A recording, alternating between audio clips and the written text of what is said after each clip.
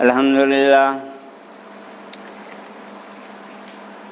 لله نحمده ونستعينه ونستغفره ونؤمن به ونتوكل عليه ونعوذ بالله من شرور أنفسنا ومن سيئات أعمالنا من يهده الله فلا مضل له ومن يضلله فلا هادي له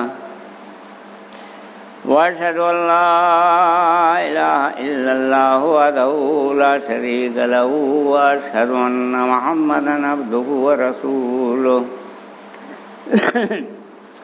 أرسله بالحق بشيرا ونذيرا بين يدي الساعة من يطع الله ورسوله فقد رشد ومن يعصهما فإنه لا يضر الله شيئا أما بعد فإن خير الحديث كتاب الله وخير الهدي هدي محمد صلى الله عليه وسلم وشر الأمور محدثاتها وكل محدثة بدعة وكل بدعة ضلالة وكل ضلالة في النار فأعوذ بالله السميع العليم من الشيطان الرجيم بسم الله الرحمن الرحيم رب اشرح لي صدري ويسر لي أمري واحلل عقدة من لساني يفقهوا قولي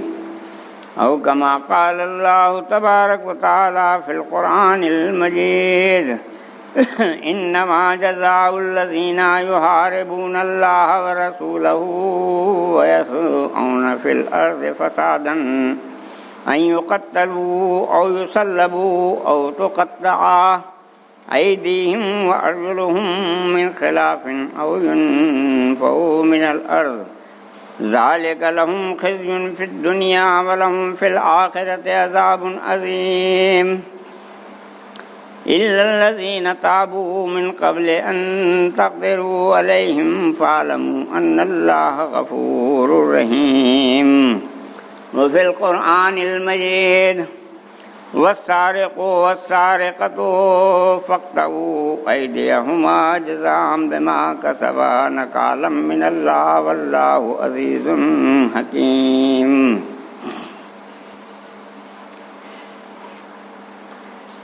تمام تر خوبیاں، ہمہ قسم کی بڑائیاں، پاکی اور عظمت، کبریائی و جلال اس اللہ رب العالمین احکم الحاکمین خالق کائنات مالک مربی کے لیے زیبا اور سزاوار ہیں، جو کل کائنات کا خالق، مالک، پالنہار، پرورش کرنے والا، موت و حیات بخشنے والا۔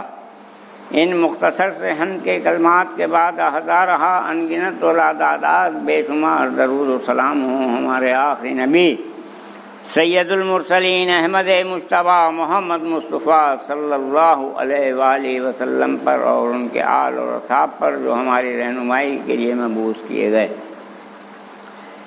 سامعین حضرات، آج خطبہ مسنونہ کے بعد سورہ مائدہ کی 4 آیتیں تلاوت کی گئی ہیں،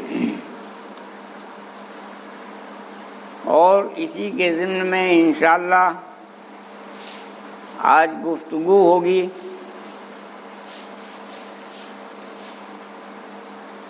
یہ آیتیں آیت محاربہ کہلاتی ہیں۔ جیسا کہ آیت کے شروع میں یحاربون اللہ ورسولہ استعمال ہوا، محاربہ کا لغوی معنی ہے مخالفت۔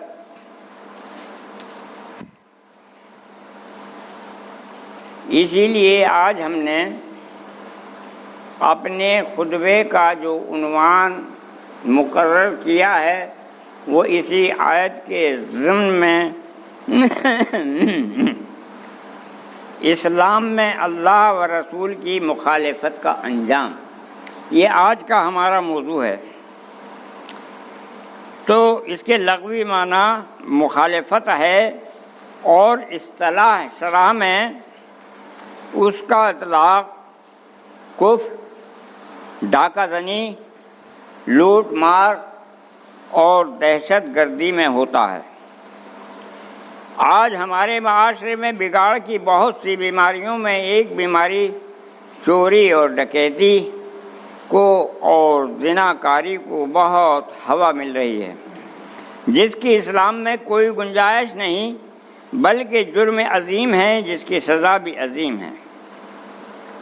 یہ براہ راست اللہ اور اس کے رسول سے لڑائی ہے، یحاربون اللہ و رسولہ۔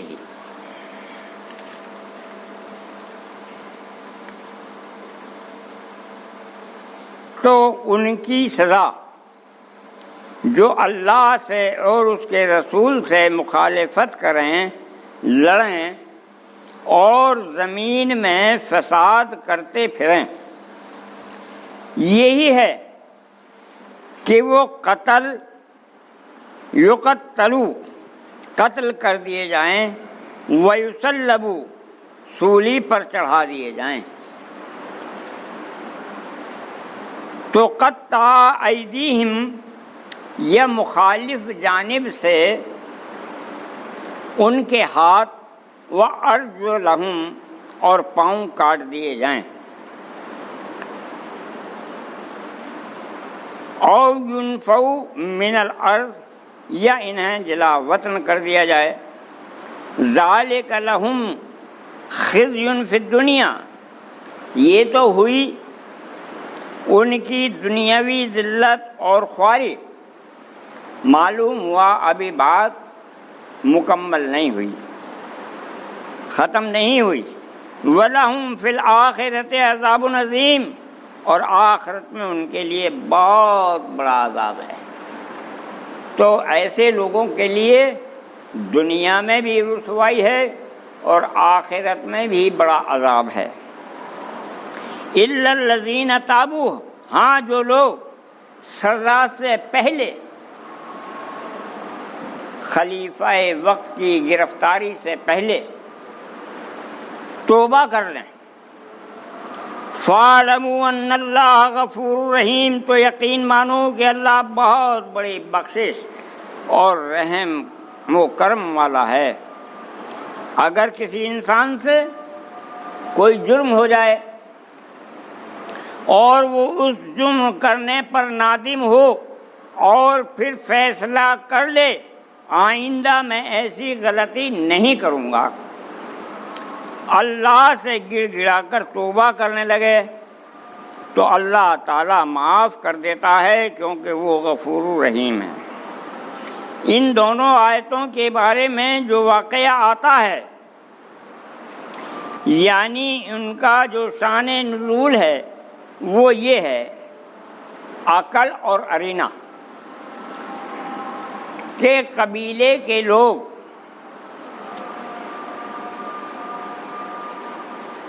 مسلمان ہو کر مدینہ آئے، انہیں مدینے کی آب و ہوا موافق نہیں آئی، بیمار ہو گئے۔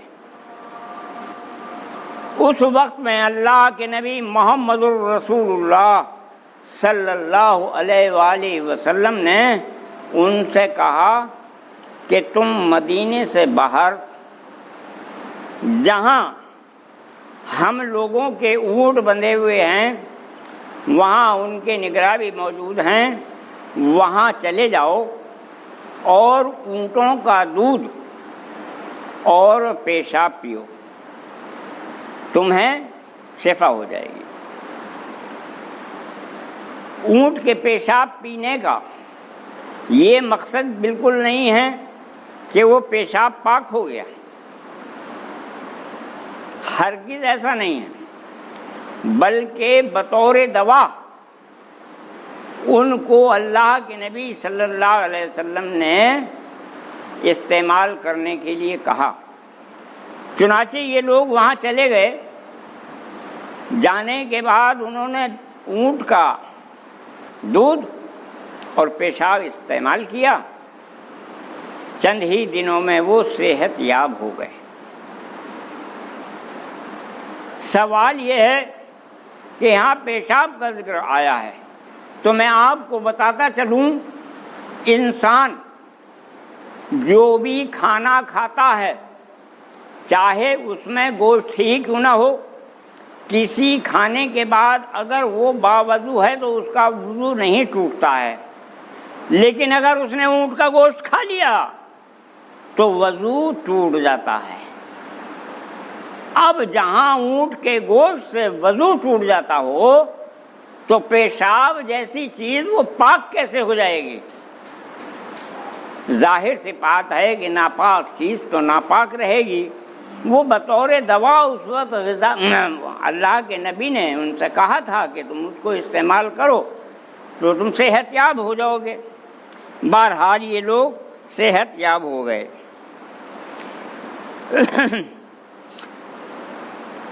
اب سوال یہ ہے، یہاں ایک سوچنے کی بات یہ ہے کہ اسلام قبول کیا، ان کی بیماری کا حل اسلام کے رہبر اعظم محمد الرسول اللہ صلی اللہ علیہ وآلہ وسلم نے بتایا، وہ بتانے کے مطابق وہاں چلے بھی گئے، انہوں نے اس کو استعمال بھی کیا، صحت یاب بھی ہو گئے۔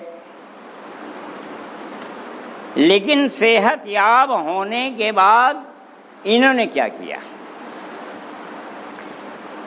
یہاں سے ایک بہت بڑی بات معلوم ہوتی ہے کہ آدمی اپنے آپ کو مسلمان کہتا رہے اور اسلام کے خلاف کوئی قدم اٹھا لے اور پھر بھی وہ اپنے آپ کو مسلمان ہی سمجھے جائے، تو ایسا نہیں ہے۔ انہوں نے کیا یہ کہ جب یہ صحت یاب ہو گئے تو انہوں نے اونٹوں کی نگرانی جو کرنے پر وہاں مقرر تھے ان کو قتل کر دیا، اور قتل کرنے کے بعد ان کی آنکھیں بھی پھوڑ دی۔ وہ بیچارے ختم ہو گئے۔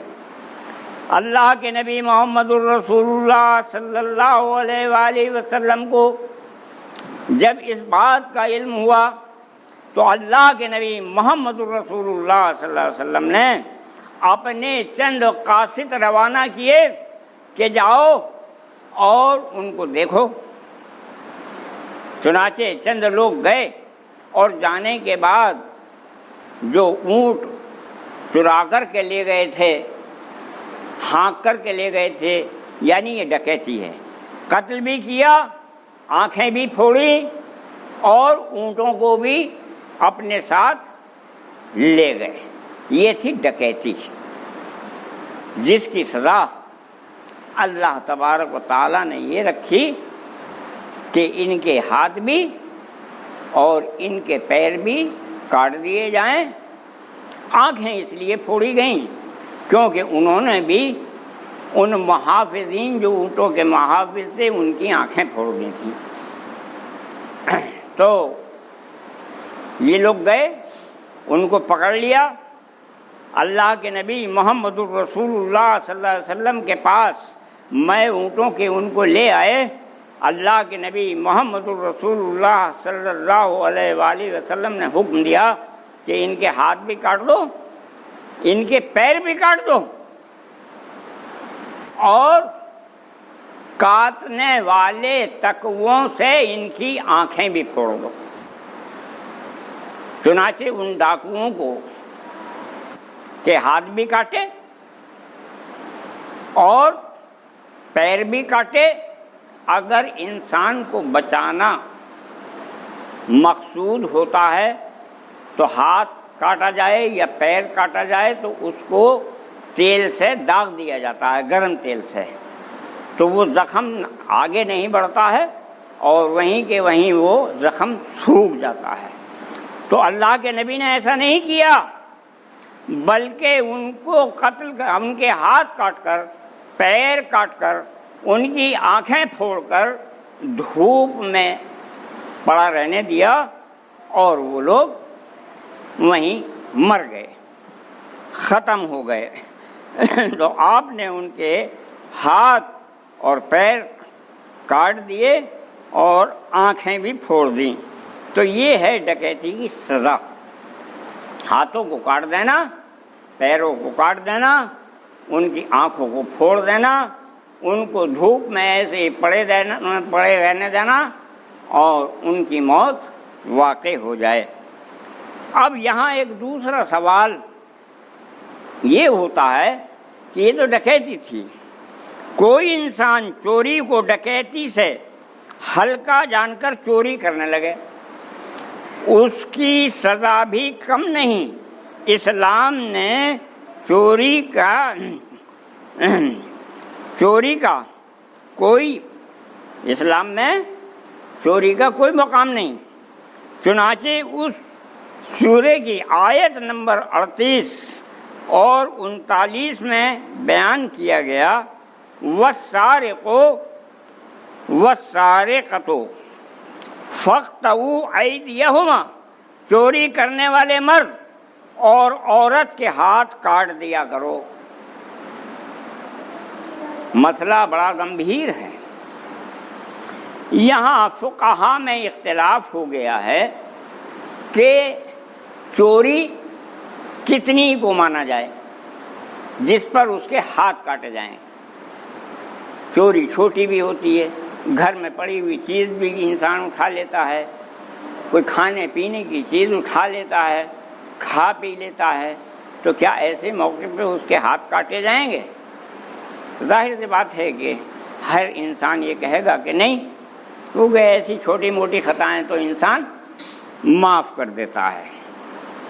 تو عورت کے ہاتھ کاٹ دیا کرو، جزاء بما کسبا نکالا من اللہ، اللہ کی طرف سے یہ عبرتناک سزا بدلہ ہے اس کا جو انہوں نے کیا۔ واللہ عزیز حکیم، اور اللہ قوت و حکمت والا ہے۔ پھر اللہ نے جو تو چوری تھوڑی سی چیز کی ہو یا زیادہ کی، اس طرح وہ چیز ہر یعنی محفوظ جگہ میں رکھی ہوئی ہو، گھر میں اندر تالے میں ہو یا صحن میں ہو، جنگل میں ہو، چوری جنگل سے بھی ہو سکتی ہے، چوری صحن سے بھی ہو سکتی ہے، چوری کوٹھے میں سے بھی ہو سکتی ہے، تالوں میں سے بھی ہو سکتی ہے۔ تو کوئی چیز کہیں بھی رکھی ہوئی ہو، اس کو چرانے کا حق انسان کو نہیں دیا گیا۔ تو یا غیر گھر میں یعنی گھر میں ہو یا جنگل میں ہو، کوٹھے میں ہو یا صحن میں، تھوڑی ہو یا بہت، تو بعض فقہا محفوظ جگہ اور نصاب کو ضروری قرار دیتے ہیں کہ ہاتھ اس کے کاٹے جائیں گے جو چیز محفوظ رکھی ہوئی ہو اور پھر چوری ہو جائے، چور اس کو چرا لے۔ محدثین کے نزدیک نصاب ربا دینار کا چوتھا حصہ، یعنی روپے میں 4 آنے 1 چونی، یعنی اگر 3 حصے چوری کی ہے تو ہاتھ کاٹا جائے گا ورنہ نہیں۔ یہ فقہا کا فیصلہ ہے۔ روپے میں 3 حصے اگر چوری کر لی ہے تو اس کے ہاتھ۔ اب اس میں بھی فقہا کے 2 مسلک بیان ہوئے ہیں۔ کسی نے تو یہ کہا کہ ہاتھ پونچوں تک کاٹے جائیں گے، اور کسی نے کہا کونی تک کاٹے جائیں گے، اور کسی نے کہا کھووں تک کاٹے جائیں گے۔ سوال یہاں یہ بحث ہی نہیں ہے، اس بحث کی ضرورت ہی کیا ہے؟ ہاتھ کاٹنے کا مقصد یہ ہے کہ چور کو سزا مل جائے اور آئندہ وہ اس قابل نہ رہے کہ چوری کر سکے۔ اب وہ پونچے سے کاٹ دو یا کونی سے کاٹ دو یا کھووں سے کاٹ دو، مقصد ہے ہاتھوں کا کاٹنا یا کھووں تک۔ بہرحال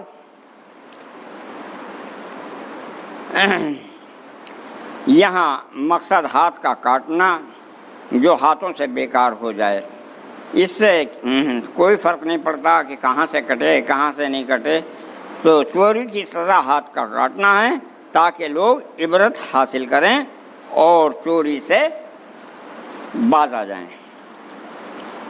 اللہ تبارک و تعالیٰ نے ان پچھلی 2 آیتوں میں یعنی چوتھی آیت میں پھر کہا فَمَن تَابَ مِن بَعْدِ ظُلْمِهِ وَأَصْلَحَ فَإِنَّ اللَّهَ يَتُوبُ عَلَيْهِ إِنَّ اللَّهَ غَفُورٌ رَحِيمٌ۔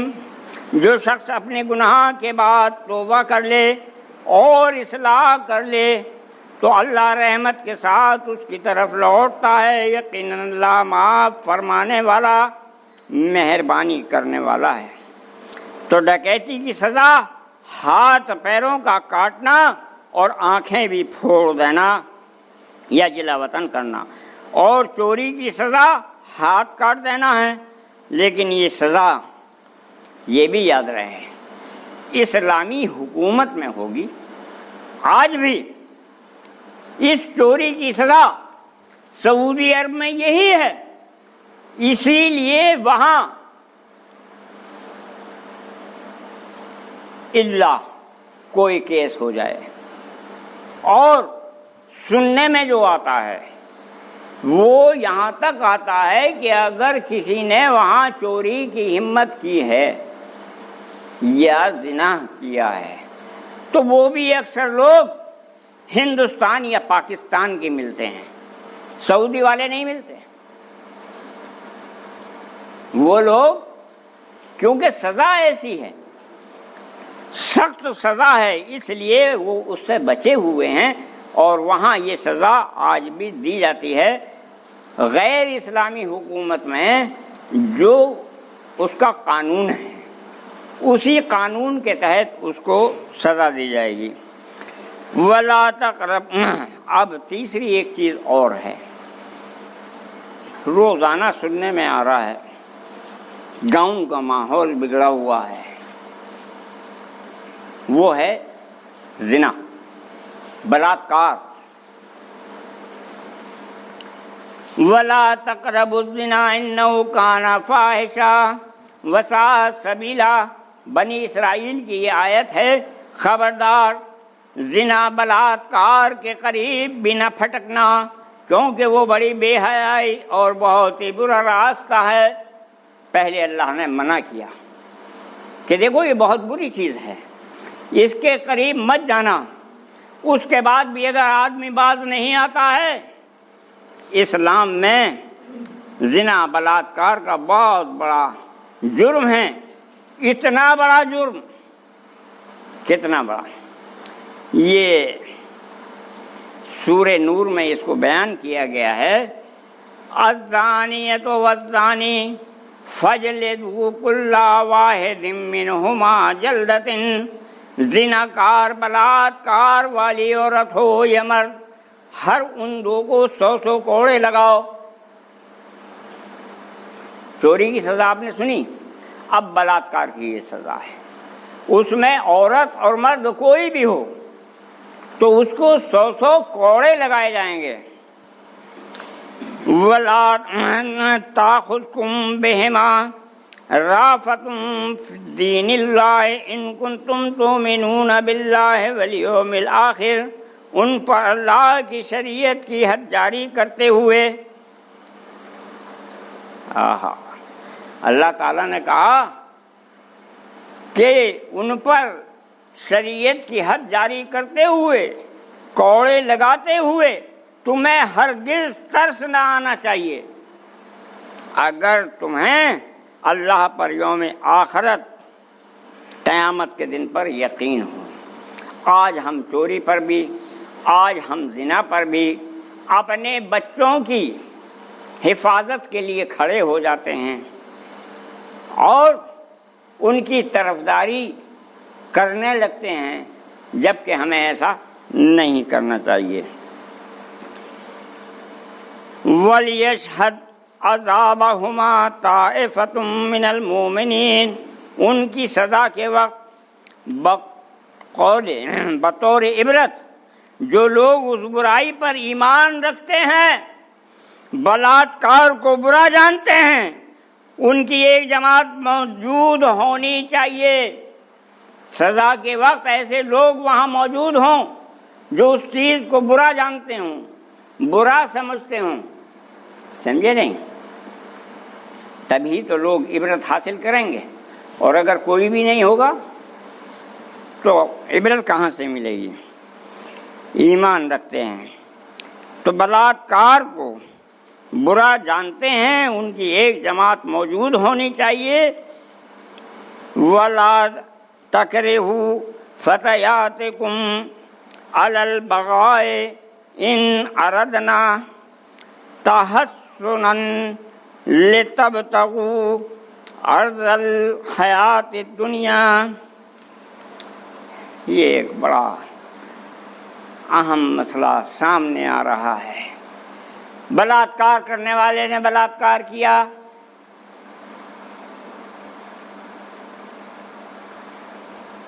یہاں قرآن کیا کہتا ہے؟ قرآن کیا کہتا ہے؟ قرآن کہتا ہے تمہاری بچیاں جو پاک دامن ہو کر رہنا چاہتی ہیں دنیا کے لالچ میں، وہ دلال کھانے والوں، دلالی کھانے والوں، ان کی زندگی برباد نہ کرو۔ دنیا کے چند ٹکوں کے خاطر تم انہیں غلط صلاح دو، غلط لوگوں کے ہاتھ میں پھنسا دو۔ تو یہاں ایسے دلالوں کو سختی سے منع کیا گیا ہے، روکا گیا ہے کہ بچیاں محفوظ رہنا چاہتی ہیں، پاک دامن رہنا چاہتی ہیں، لیکن ایسے میں دلالی کھانے والے ان کو بھڑکا کر غلط راستے پر لگا دیتے ہیں اور گھر کو برباد کر دیتے ہیں۔ تو جو سزا بلاत्کار والے کو ملی تھی اس سے کہیں زیادہ سزا کا حقدار وہ شخص ہے جو ان کو اس برے کام پر ابھارتا ہے۔